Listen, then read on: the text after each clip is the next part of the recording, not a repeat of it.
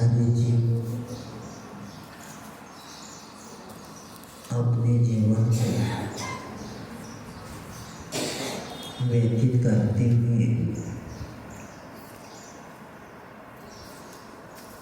अपने आत्मा के साथ जो उपयोग है उस उपयोग के गलत संगति के कारण अनादिकाल से संसार में परिभ्रमण कर रहा है। आचार्य कुंद देव निर्जरा अधिकार में बताते हैं कि अनादिकाल से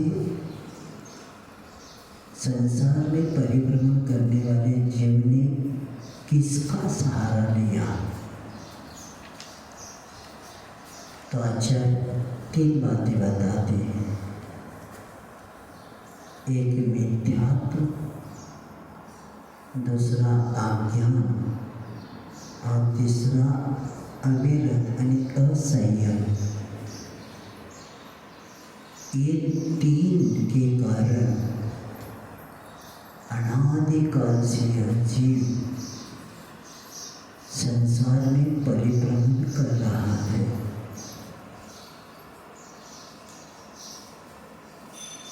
और इसलिए छड़ला का पहले ढाल के वर्णन के बाद बताते हैं कि ऐसे मिथ्या दर्द ज्ञान चला वश भ्रमत भरत दुख जन्म मरण। इस जीव ने मिथ्या दर्शन ज्ञान और चारित्र का अधीनता होने के कारण जन्म मरण को प्राप्त किया।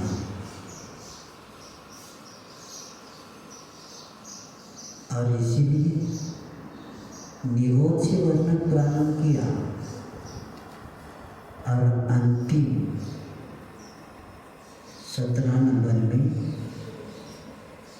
क्या बताया?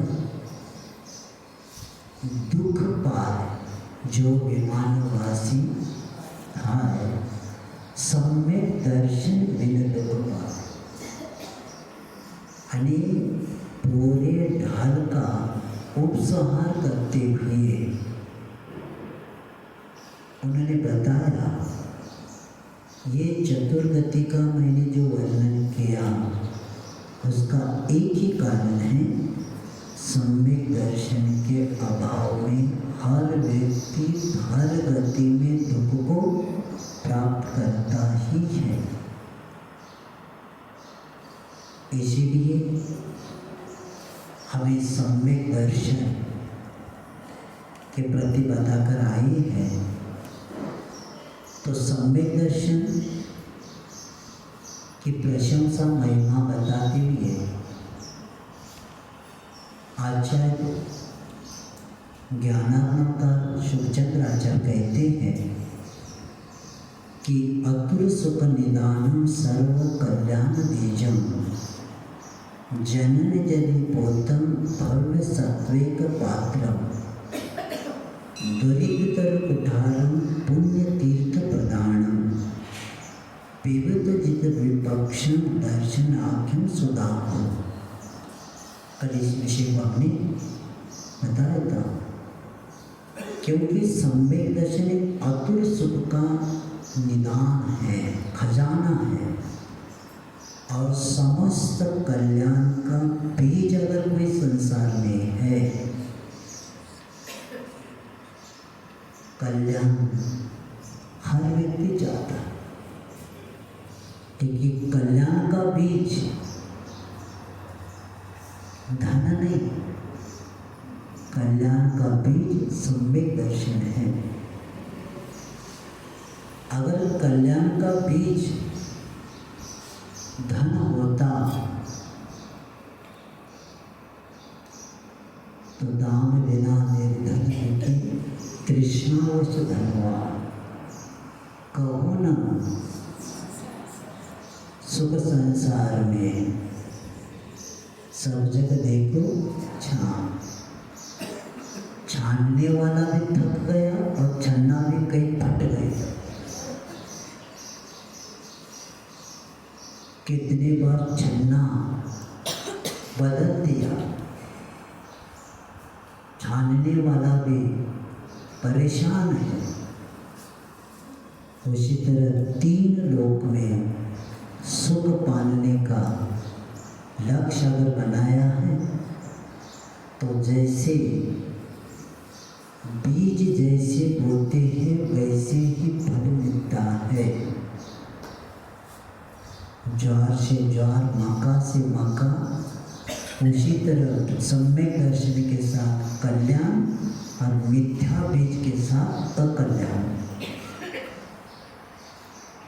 क्योंकि तीन लोक में और तीन काल में कल्याण करने वाला संसार में कोई वस्तु है तो क्या है? सम्यक दर्शन है। ऐसे समंतबद्ध महाराज डंके की चोट में हमें बता रहे हैं कि वह समस्त कल्याण का बीज है और जनन जननी पोता यानी संसार रूपी समुद्र से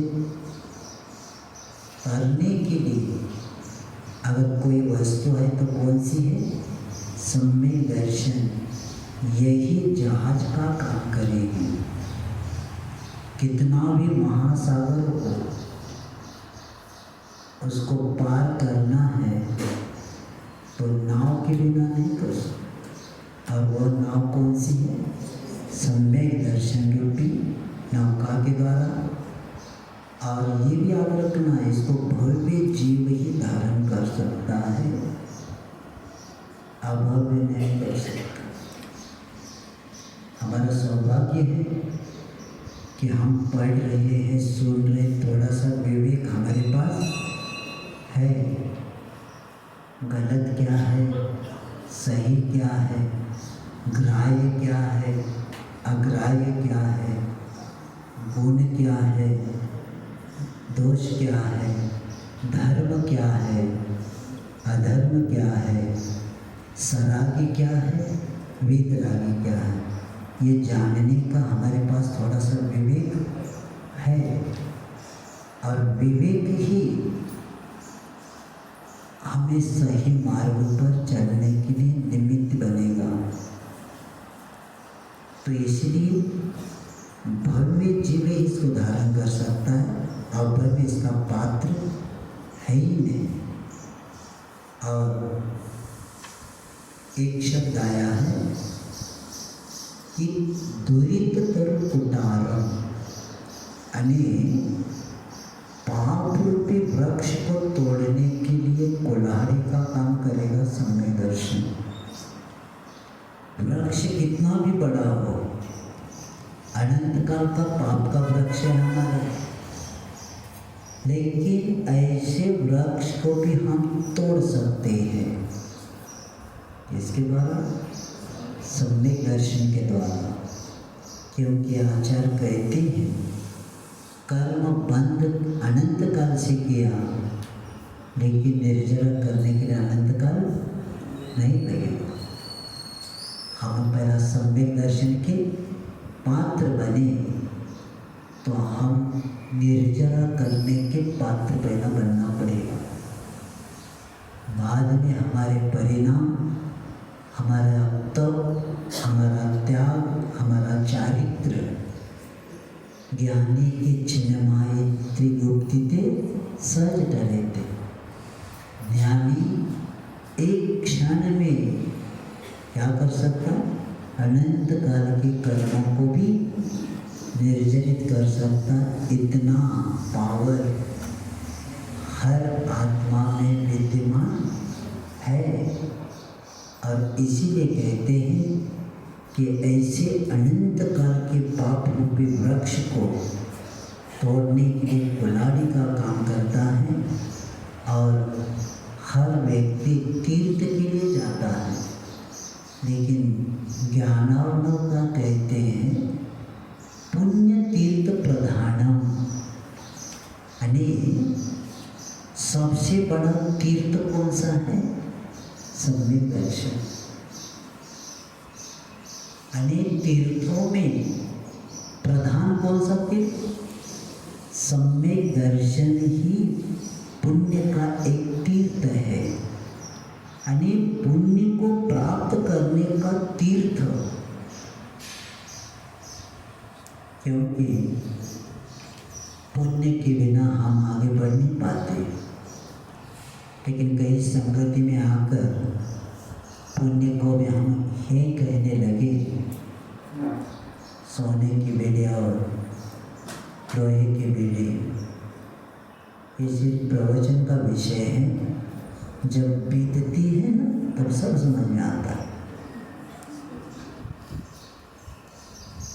अभी हमने घटना सुनी, जो व्यक्ति कहता था पुण्य ये है, अब किसी की संगति में आकर थोड़ा सा व्रत ले लिया, आगे भी बढ़ गया, और वहाँ कोई बीमार पड़ गए तो उन्हें कहीं घर जाओ क्या? एक जीव दूसरे देव का कुछ करता नहीं, द्रव्य सब स्वतंत्र है। कई सालों से प्रवचन किया, अब जब थोड़ा सा इधर आ गए, उधर का कुछ मालूम होती, कहते मैं जाऊंगा घर। जो कहता था एक द्रव्य दूसरे द्रव्य का कुछ नहीं करता, और ये कहते मैं जाए बिना वो ठीक नहीं हो सकती। प्रवचन का विषय अलग है। जब कर्म का उदय आता है तब समझ में आता है।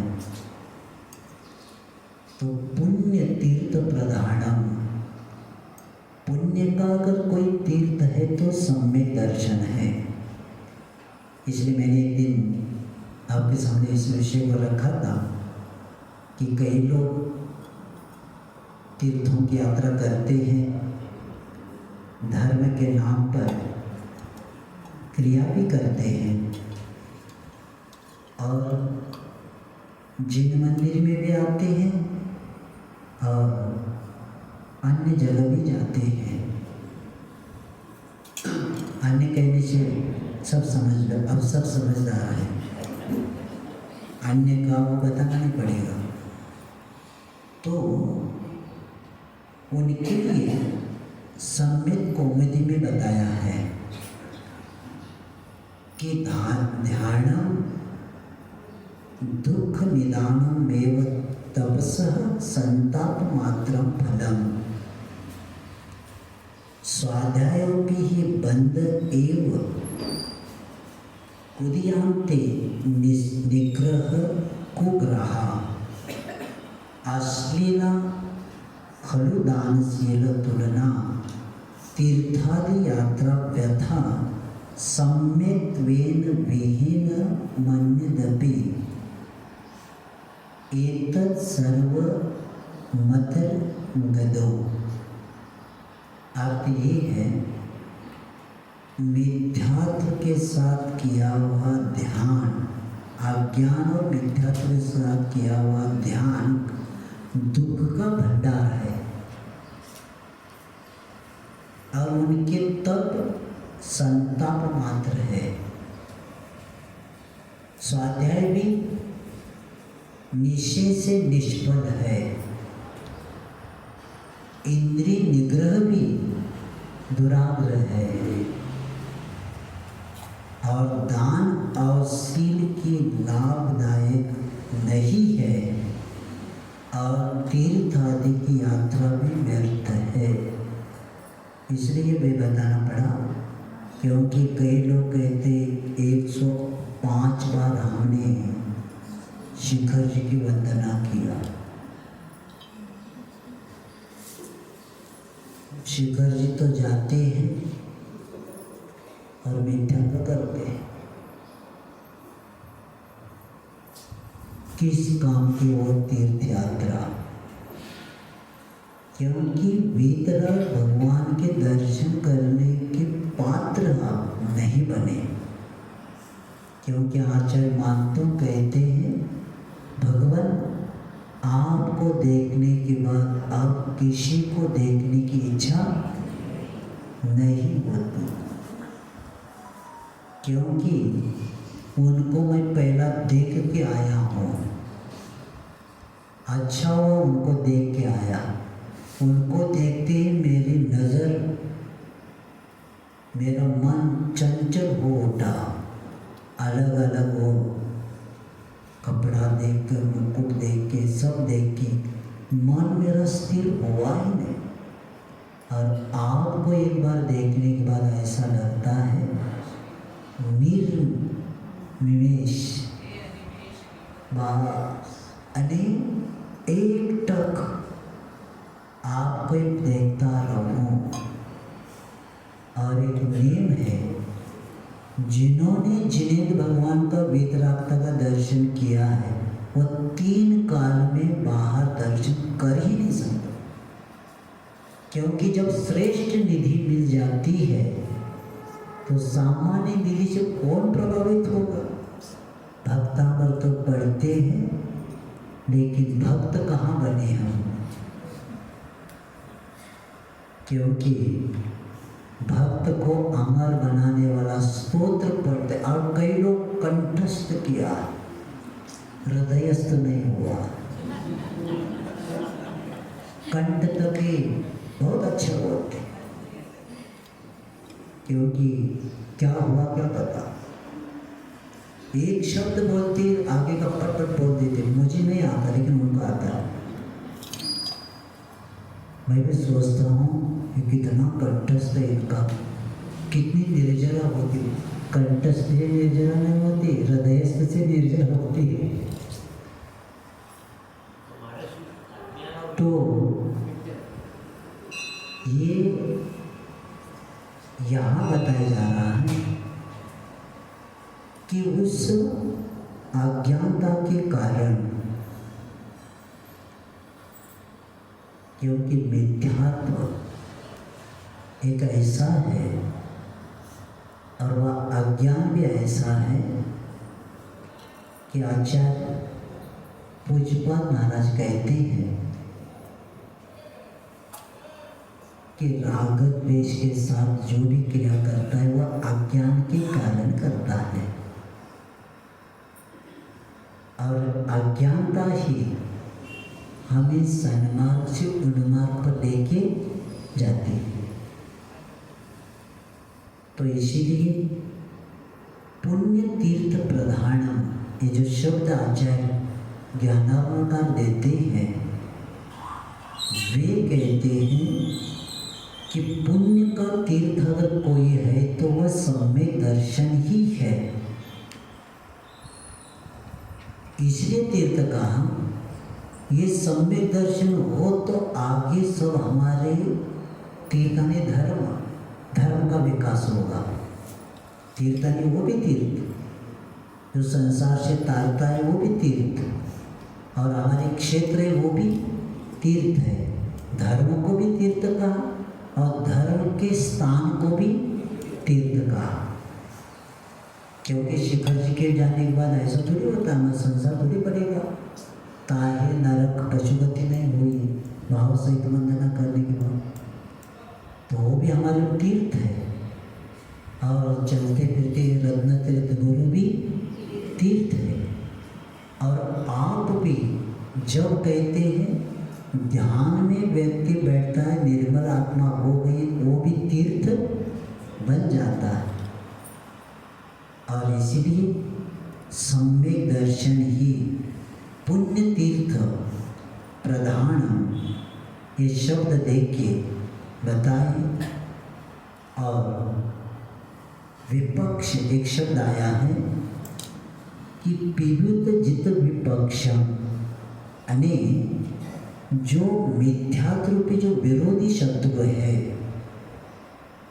उस शत्रु को जीतने के लिए सम्यक दर्शन ही काम करता है। मिथ्यात्व को कौन जीत सकता है? सम्यक दृष्टि ही जीत सकता है। और ये भी याद रखना, आगे उन्होंने ये भी बताया था, भव्य ही इसको प्राप्त करता है, और दर्शनाख्य सुधाम्बु।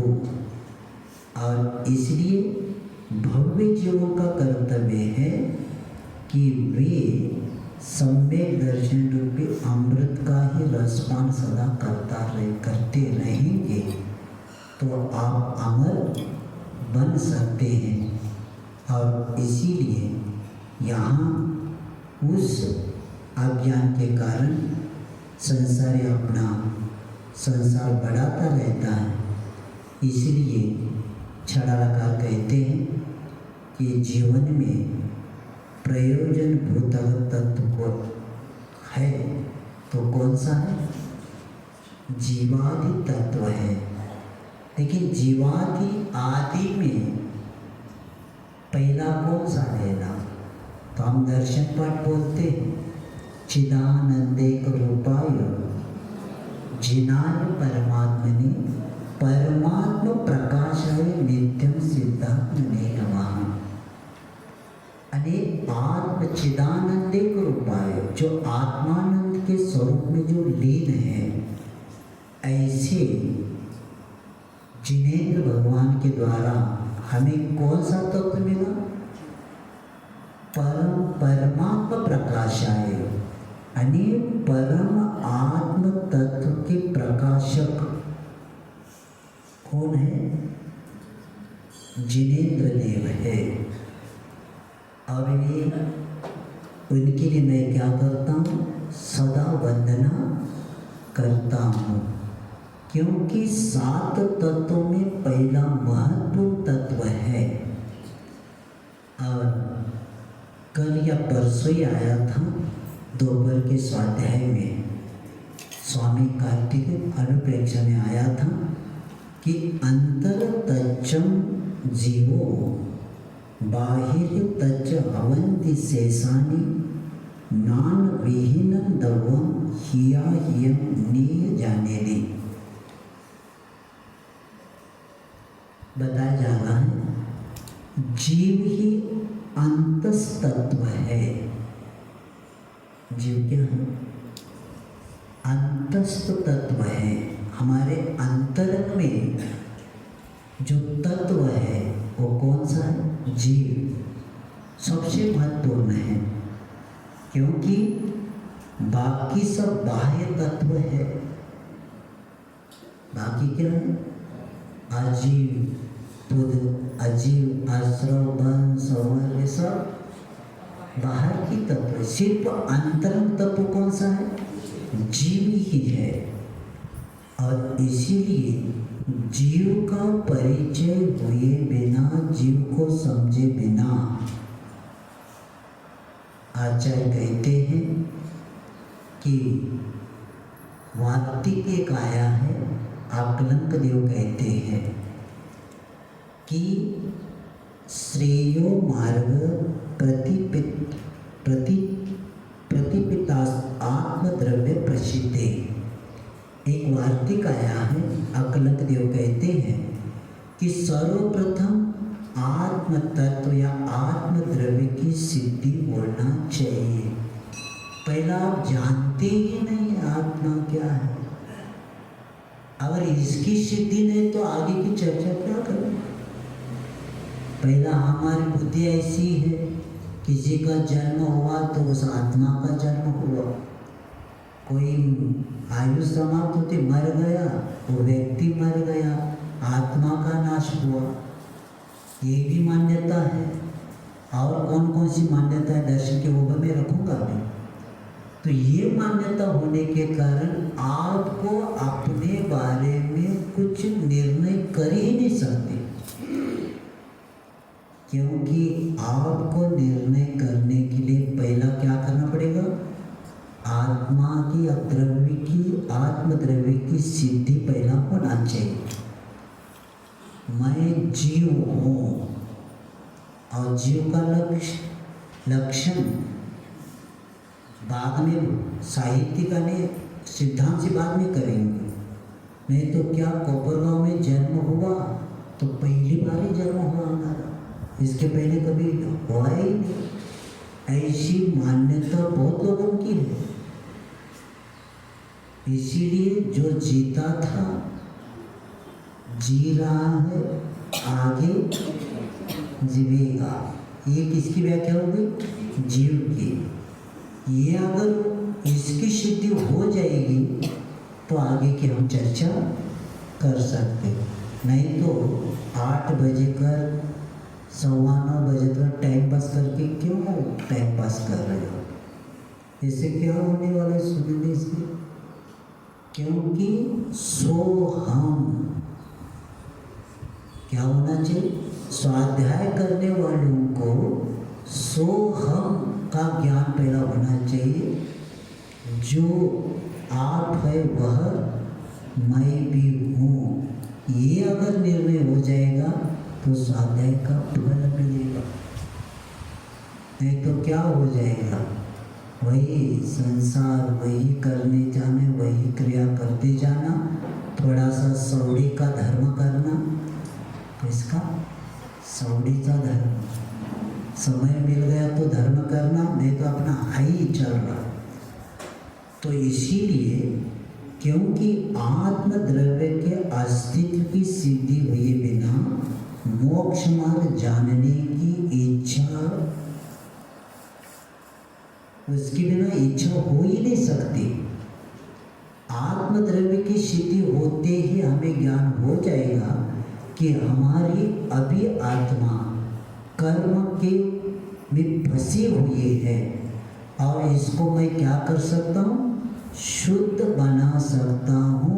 ये आत्म द्रव्य की सिद्धि होने के बाद ही विषय आता है। क्योंकि जितनी भी आत्मा परमात्मा बने हैं डायरेक्ट कोई परमात्मा नहीं बना।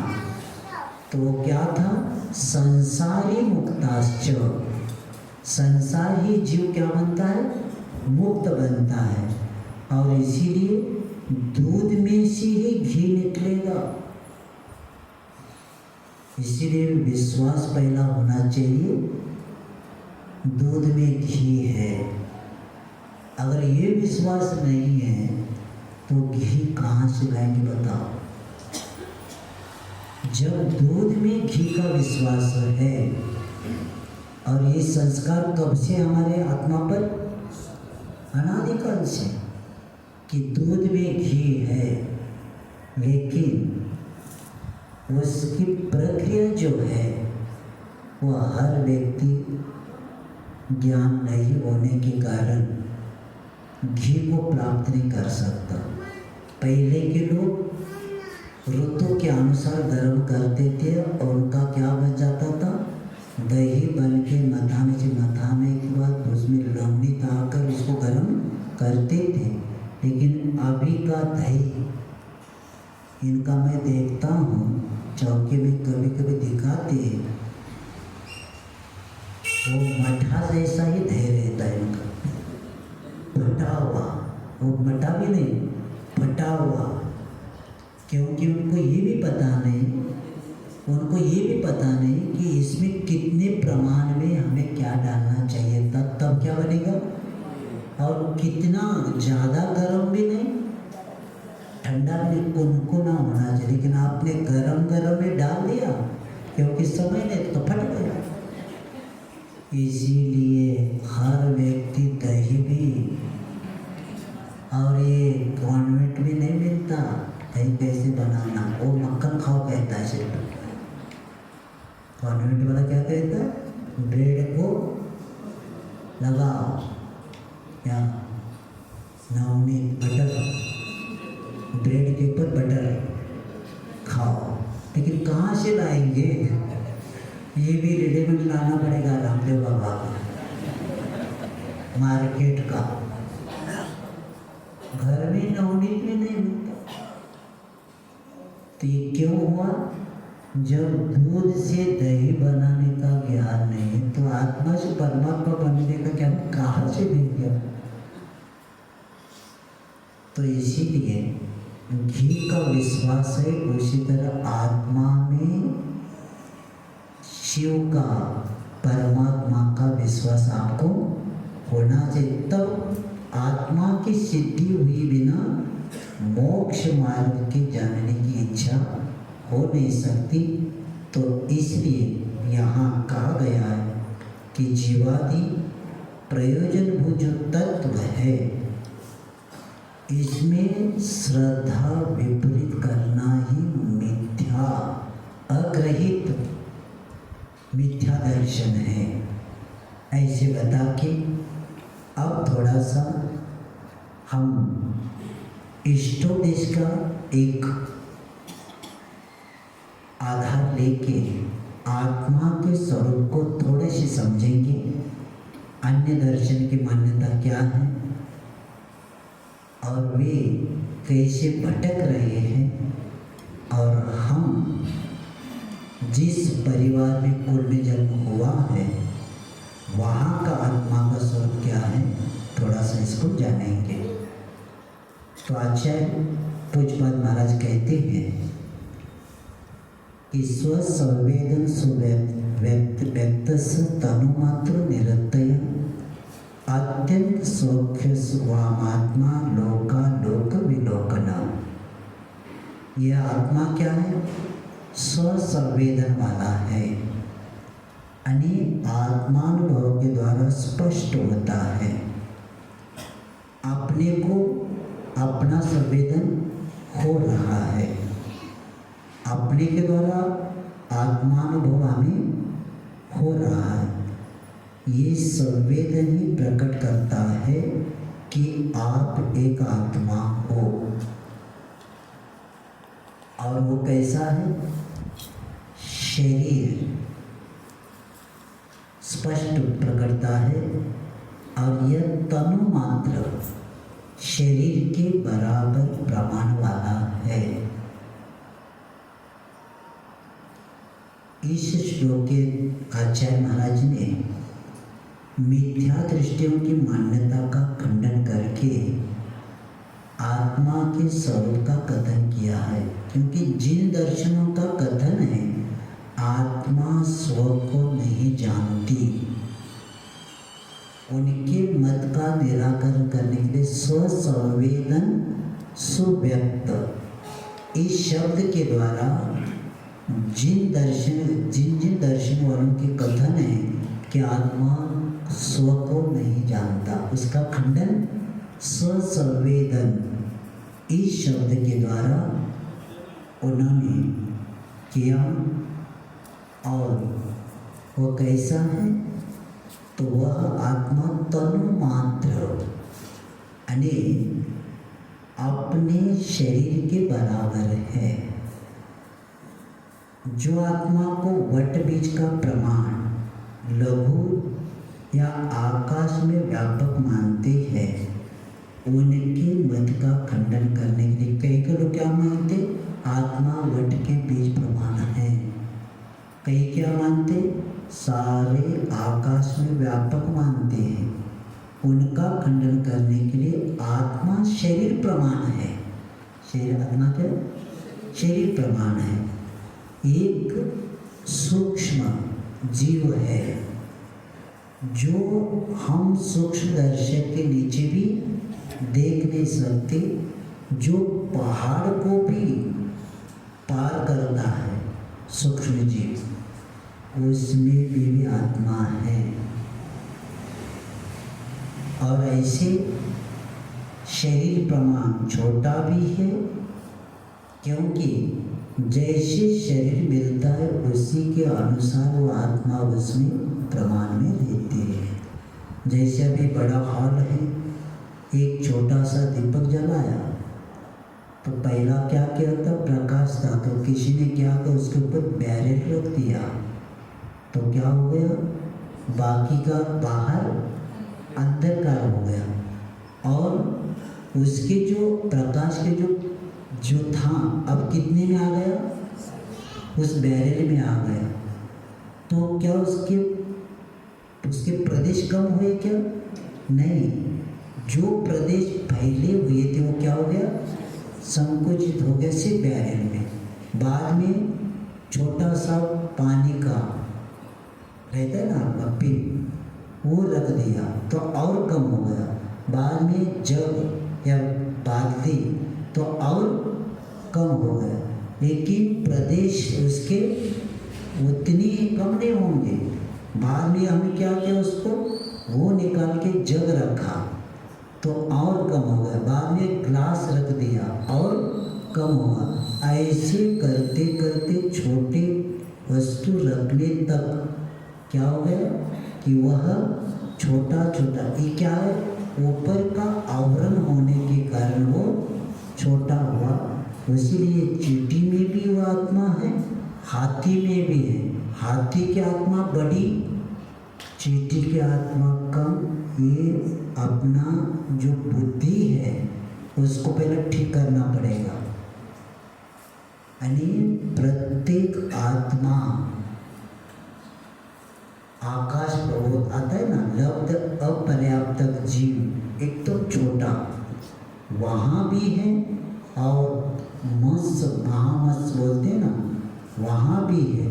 और अंतिम समय केवल ज्ञान की प्राप्ति के समय क्या होता है, इसमें लोक प्रमाण हो जाता है। इतनी शक्ति क्या है उस आत्मा में होती है।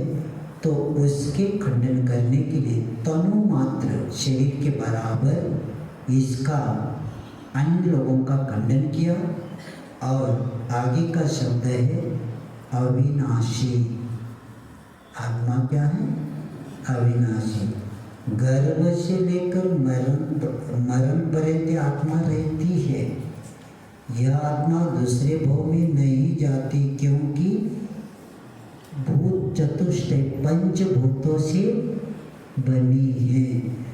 ये कथन करने वाले जो चार्वाक आदि है, उनके खंडन करने के लिए और आत्मा प्रतिक्षण नाश को प्राप्त होने वाला एक बौद्धों के मत का दर्शन, इसका निराकरण करने के लिए आचार्य पूज्यपाद महाराज निरंतर यानी अविनाशी,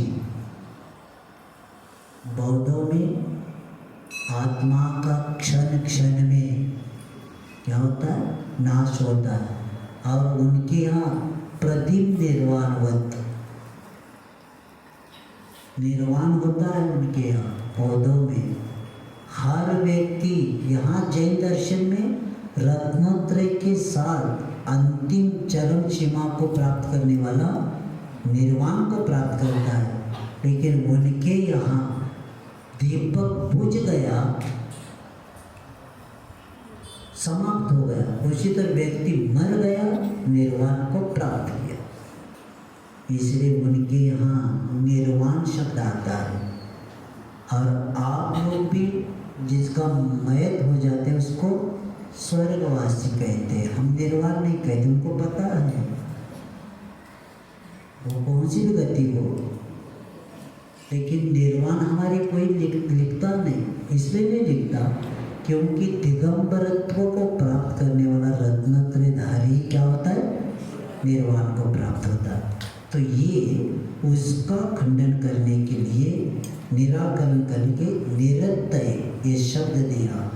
और आगे का शब्द है कि वह आत्मा क्या है कि अत्यंत सौख्यवान, यानी वह निरंतर द्रव्य रूप से नित्य कहा है, अर्थात पर्यार्थिक नय की अपेक्षा प्रतिक्षण उत्पाद वे द्रव्य होते हुए भी द्रव्यार्थिक नय की अपेक्षा आत्मा नित्य है।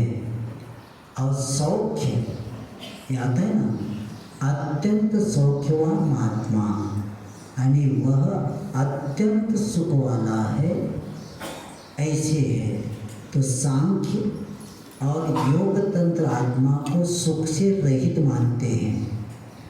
उनके दर्शन का निराकरण करने के लिए आचार्य अत्यंत सौख्यवान यह विशेषण दिया गया है, क्योंकि नैरत्म्यवादी बौद्ध मत का खंडन करने के लिए आत्मा शब्द का प्रयोग यहाँ किया है। और ऐसे करते हुए ये सब विशेषण दे के उनका खंडन करते हुए, और क्योंकि आत्मा सुख अनंत को प्राप्त कर सकता है, अभी नहीं, अभी संसार अवस्था में कर्म परोवशी शांति। संसारी अवस्था में सुख कैसा है? कर्मों के अधीन और अंत सही। और लेकिन ये कौन सा सुख है? अनंत सुख है। अब इनको किसी की कृतकृत्य हो गई है, इनको कोई कार्य करने का रहा नहीं। लेकिन आप लोगों को कार्य अभी बहुत करना है। कई लोगों ने प्लानिंग किया है कि अब लड़का सर्विस को लग जाए तो हम अभी आर्यनचित करेंगे, तो इनका कृतज्ञ जैसे भगवान कृतकृत्य होते हैं ना, तो इन्होंने भी सोचा है लड़का इंजीनियर बनेगा, डॉक्टर बनेगा, तो वे शादी करवाएंगे और हम क्षेत्र पर जाकर साधु संगति में जाकर आर्यनचित करेंगे। तो ऐसा सुख का लक्ष्य बना के ऐसा प्लानिंग किया। लेकिन क्या हो गया? शादी तो हो गई, तो अभी फोन आ गया हैदराबाद से, मुंबई से, पुणे से, जहाँ से भी, थोड़ा सा आ जाओ। थोड़ा आरक्षित कर रहे थे, आ जाओ, वो डिलीवरी होने वाली है। अब बिन पेमेंट का नौकर कहाँ मिलेगा? विश्वास हो तो है कोपरगांव में, तो आ गए। 6-7 महीने हो गए, अब जाइए, हो गया हमारा काम, कृतकृत्य। अब वापिस आ गए, थोड़ा धर्म करते गए। कहाँ से सुख मिलेगा? इसीलिए कहा है कृतकृत्य होने वालों को ही अनंत सुख मिलता है, सिर्फ कृति करने वालों को नहीं मिलता। सबको उनका हमारा परिचय उनको है, उनका परिचय हमारा है, और उनका ज़्यादा परिचय बच्चों से है, परिवार से। तो सब जानते हैं। शांति सागर महाराज जी के सामने एक श्राविका ने भजन बोला, मंगलाचरण। मुझे प्रसंग तुरंत याद आया, आपका पुण्य है। 1955 में तो वो जब महाराज चतुर्मास होता वो अभी उनकी उम्र एकदम ढल गई, 70-80 साल हो गई। तो कह रहे थे महाराज, शांति सागर महाराज जी के प्रवचन के पहले मैंने मंगलाचरण किया था, और मंगलाचरण होने के बाद प्रवचन के बाद मैं गया, और वो मंगलाचरण बहुत वैराग्य परक था। संसार में कुछ अर्थ नहीं, कुछ काम नहीं, कितना भी करो कुछ मिलने वाला नहीं, सब उस भजन में था। तो शांति सागर महाराज के पास वो श्राविका गई, तो उन्होंने पूछा, महाराज जी ने कहा आपका भजन बहुत अच्छा, करते पुण्य ओढ़त नहीं है। क्या था? करते परंतु वड़त नहीं। ये सब आपने बहुत अच्छा किया, मेरा पूरा प्रवचन आपने पहला बताया ही, लेकिन करते परंतु वड़त सब समझ में आता है, लेकिन वो जीवन में नहीं बताता। तो उसी तरह संसारी इसलिए यहाँ आचार्य कहते हैं कि आत्मा का स्वरूप क्या है? अत्यंत सुख वाला है। और अत्यंत सुख कब मिलेगा? जब अनंत चतुष्टय को प्राप्त करेंगे तब। और लोकालोक विलोकना, लोक और आलोक को जानने और देखने वाला है। यानी यही आत्मा केवल मात्र क्या कर सकता है कि शक्ति रूप से संसार अवस्था में और व्यक्त रूप में अरिहंत अवस्था में क्या कर सकता है वो, कि लोक और आलोक को जानने वाला है। और इस बात को बताते हुए आचार्य कहते हैं कि अनंत शक्ति प्रत्येक आत्मा में होती है।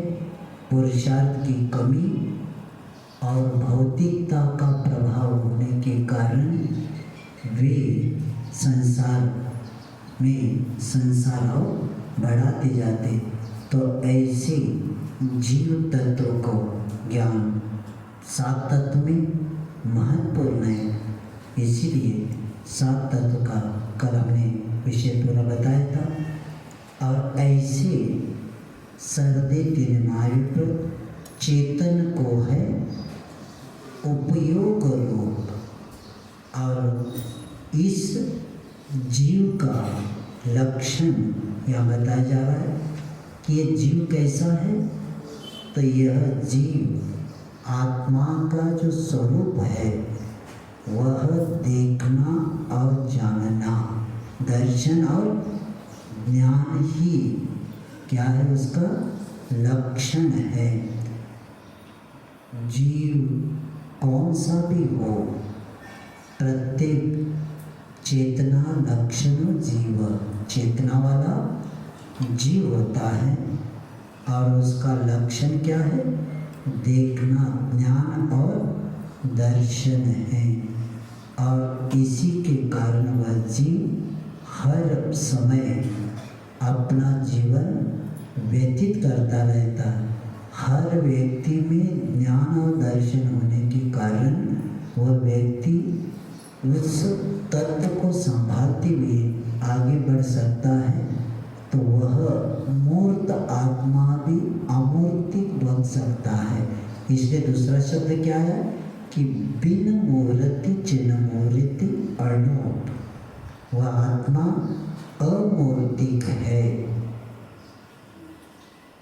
आत्मा क्या है, अमूर्तिक है।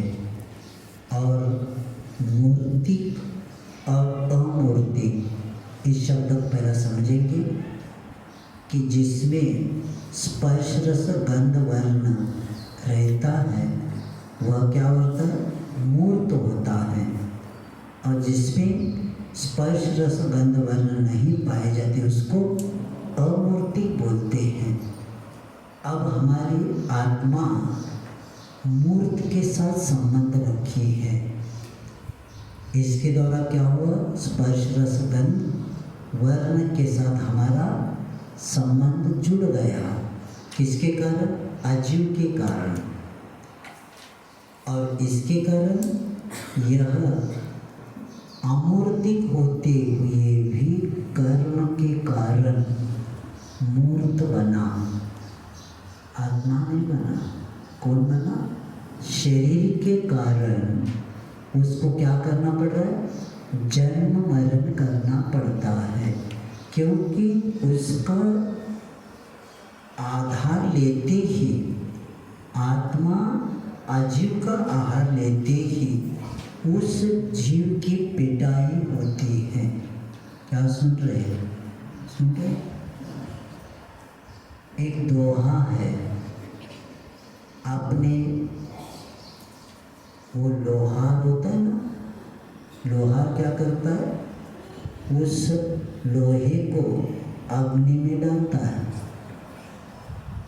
डालने के बाद जब लाल लाल हो जाता है तो बाहर निकालते उस पर सिर्फ दनादन नहीं, दे दनादन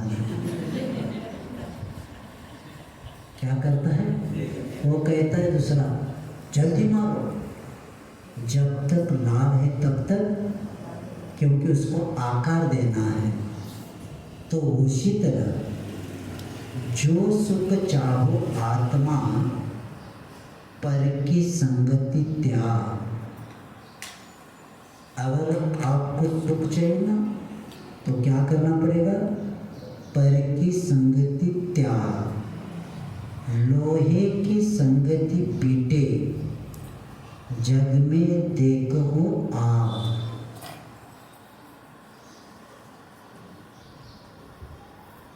वो लोहार लोहे को मार रहा है क्या, अग्नि को मार रहा है। किसने किसकी संगति की बिना, ये पहला निर्णय करो। लोहे ने अग्नि की संगति क्या कहती, अग्नि ने लोहे की संगति की।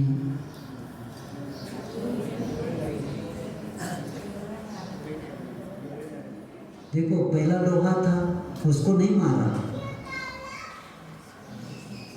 तो अग्नि में जाते ही क्या हो गया कि वह अग्नि किसमें प्रवेश किया? लोहे में किया। तो इसकी संगति होते ही अग्नि के निमित्त से लोहे की पिटाई होती है। उसी तरह आत्मा की पिटाई शरीर का सहारा लेने से आत्मा की पिटाई होती है।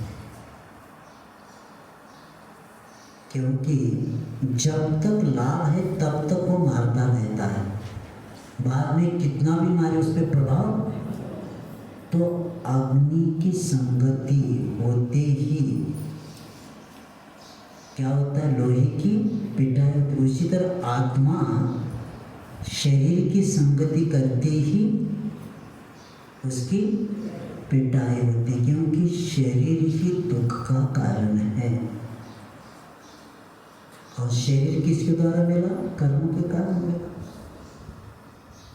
तो जीव और अजीव का संबंध ये ऐसा है, लोहे और उस आग की संगति का। इसीलिए सुख अगर चाहते तो पर की संगति को त्याग करना ही पड़ेगा, तब जाकर जैसे लोहे की संगति में पीटे कौन? आग। ये सब विश्व देख रहा है। उसी तरह यहाँ आचार्य यहाँ छायाकार कहते हैं, ऐसे आत्मा के बारे में आपने को पहला क्या करना है? अच्छी तरह से ध्यान करके लेना है और अपने को ये भी जानना है कि मैं अमूर्तिक हूँ और अमूर्तिक मेरा स्वभाव है। निश्चय से मैं अमूर्तिक हूँ, लेकिन व्यवहार से 10 प्राणों को जो हमने प्राप्त किया है वे थोड़े समय के लिए है। मेरा निश्चय प्राण ये 10 प्राण नहीं है। मेरी सत्ता, मेरा अस्तित्व यही मेरा क्या है? निश्चय प्राण है। बाकी का ये सब जिस जैसे एकेंद्र से लेकर पंचेंद्र जो अलग अलग प्राण मिलते हैं, ये सब व्यवहार से कहा जाता है। निश्चय ऐसे मैं तो क्या हूँ? प्राणों से अतीत हूँ। 10 प्राण है ना, इसीलिए तेज जीवा पंचास्तिक के आगे में आया है। 10 प्राण से जो अतिक्रांत होता है, समाप्त होता है, वह आत्मा कहाँ रहती है? संसार में भी नहीं। कहाँ रहती? सिद्ध शिला पर रहती है, जिसका एक भी प्राण नहीं है। लेकिन हमारे पास 10 प्राण हैं, हम होलसेल व्यापारी हैं। और ये प्राण, और यहाँ कोई व्यक्ति मरता है तो प्राण चला गया, उनको ये कि प्राण उठा है आयु के साथ। बाकी के भी प्राण है ना, 5 इंद्रियाँ, 3 बल, आयु और श्वास, 3 मन वचन काय बल। 5 इंद्रिय, 3 मन वचन काय और आयु और श्वास। तो 10 प्राण है हमारे पास। तो 10 प्राण को बहुत टाइम लगेगा, लेकिन 10 प्राण के द्वारा ही प्राण से अतिक्रांत हो सकते हैं, क्योंकि पंचेंद्रिय होना, संज्ञ होना जरूरी है, तब जाकर रत्नत्रय को प्राप्त कर सकते हैं। तो ऐसे वह अमूर्तिक और चैतन्य शब्द आता है ना, चिन्ह मूर्ति यानी चैतन्यमय हमारी आत्मा है। इस चैतन्य में चमत्कार ऐसा होना चाहिए, और धर्म के रत्नत्रय के बिना चैतन्य चमत्कार नहीं होता। मैंने इसलिए बोला, एक जगह लिखा था चैतन्य चमत्कार, तो हमने और अंदर व्रतों की चर्चा नहीं थी, सिर्फ आत्मा की चर्चा थी। तो हमने कहा इनके चैतन्य में चमत्कार थोड़ी होगा। चैतन्य में चमत्कार कब होगा? जब रत्नत्रय का आधार लेंगे तब होगा।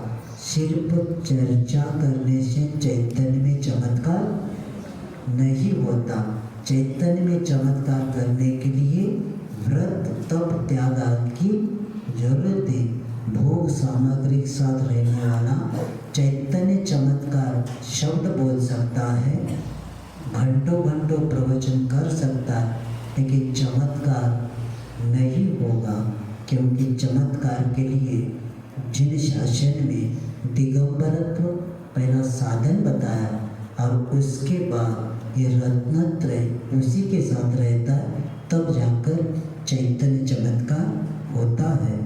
और हम चैतन्य में हमारी आत्मा है, और ऐसी आत्मा का क्या करना, तो ऐसे आत्मा के बारे में बार बार हम भी चिंतन करना है, क्योंकि ये चिंतन इसलिए करना है कि मैं ही शुद्ध बुद्ध परमात्मा, जो शब्द आता है मैं ही ज्ञाता दृष्टा, चेतन मेरा नाम आता है ना।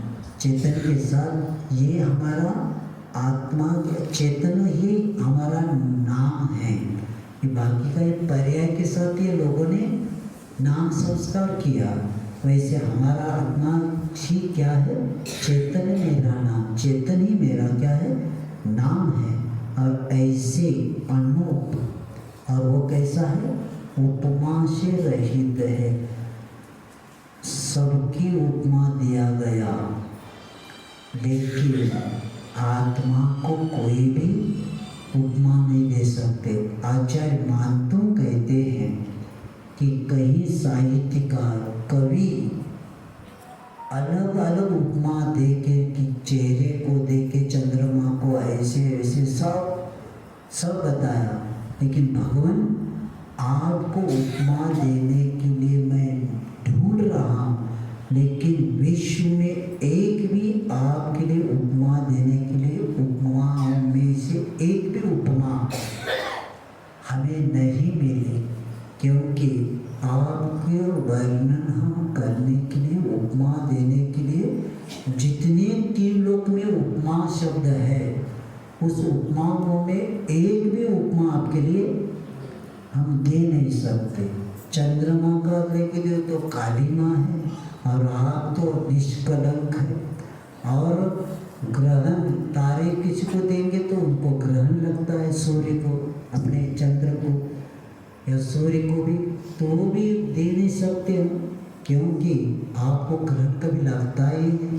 तो ऐसे करते करते एक भी उपमा संसार में वीतराग भगवान के लिए देने को नहीं मिला, क्योंकि निर्विकार आत्मा, कैसी आत्मा, निर्विकार आत्मा के लिए कोई भी उपमा देने की, उपमा में है ही नहीं। और गुणों के बारे में भी मानव आचार्य कहते हैं कि भगवान आपके गुण का मैं वर्णन करने के लिए जा रहा हूँ, लेकिन पुद्गल शब्दों के द्वारा, पहला शब्द हमारे पास सीमित, वही बोल रहे और दूसरों को बता रहे, मैं बहुत अच्छा बता रहा हूँ, और शब्द सीमित है, यानी आपके वर्णन करने के लिए शब्द मेरे पास पुद्गल सीमित है, और आपके गुण चैतन्यमय अनंत है, तो अनंत गुणों का वर्णन, चैतन्यमय गुणों का वर्णन क्या मैं पुद्गल शब्दों के द्वारा कर सकता हूँ? क्या नहीं कर सकता। न उपमा दे पाता, न गुणों का वर्णन कर नहीं पाता।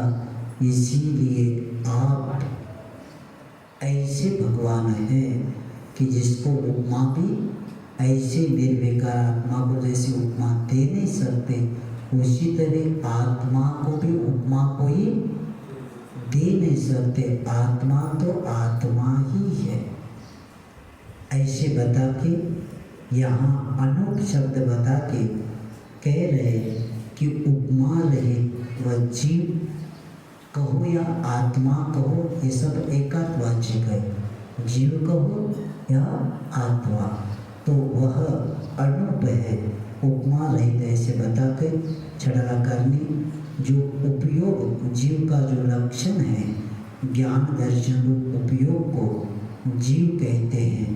और यहाँ उपयोग भी शब्द आया था, उपयोग रूप, यानी उपयोग उसको कहते हैं कि चैतन्य के अनुविधायी परिणाम को उपयोग करते हैं, यानी अर्थात चैतन्य का अनुसरण करने वाला जो परिणाम है, चैतन्य के अनुसरण जो परिणाम करता है उसको क्या बोलते हैं? उपयोग कहते हैं। या जानने देखने की शक्ति को भी उपयोग कहते हैं। और ज्ञानोपयोग और दर्शनोपयोग दो प्रकार के हैं, क्योंकि ज्ञानोपयोग 8 प्रकार का है। मति ज्ञान, श्रुत ज्ञान, अवधि ज्ञान, मन परिज्ञान और केवल ज्ञान। कोमति, कुश्रुत, को अवधि या विभंग बोलते हैं उसको। तो इस तरह ज्ञानोपयोग 8 है और दर्शनोपयोग 4 है। चक्षु दर्शन, अचक्षु दर्शन, अवधि दर्शन और केवल दर्शन, ये दर्शनोपयोग है। तो ऐसे ज्ञान दर्शन से युक्त यह जीव का लक्षण बता के यहाँ कहा गया है कि ऐसे निश्चय से तत्व ज्ञान को प्राणियों के इस लोक और परलोक में सुख देने वाला है। इसीलिए आप लोग अपनी बुद्धि का उपयोग थोड़ा सा 7 तत्व को समझने की कोशिश करेंगे और इसी के कारण तो इसके द्वारा ही हमारा क्या हो जाएगा? जैन दर्शन का सात तत्व में अंतर्निहित है। और जो 7 तत्व को समझेगा वही अपने पतित आत्मा को पावन बना सकता है। क्योंकि और एक बात दोहरा देता हूँ, जीव के बाद अजीव, इसी के कारण आश्रव, आश्रव के कारण बंध और आश्रव और बंध संसार का कारण है। और उससे ऊपर उठना है तो पहला संवर करना पड़ेगा और संवर पूर्वक जब निर्जरा होगी तब जाकर मोक्ष होगा। लेकिन संवर परंपरा से मोक्ष का कारण है और निर्जरा साक्षात मोक्ष का कारण है। क्योंकि आचार्य कहते हैं 10वें अध्याय में, कृष्ण कर्म भी प्रमोक्षो मोक्ष, समस्त कर्मों का क्षय होना ही मोक्ष है। तो इस तरह 7 तत्वों का यहाँ बता के अब जीव तत्व के विषय में क्या क्या विपरीत श्रद्धा हमारा है, ये कल अपने को इसका विषय देंगे। समय जवानी के ज्ञान से सूझे लोकालोक सोहारी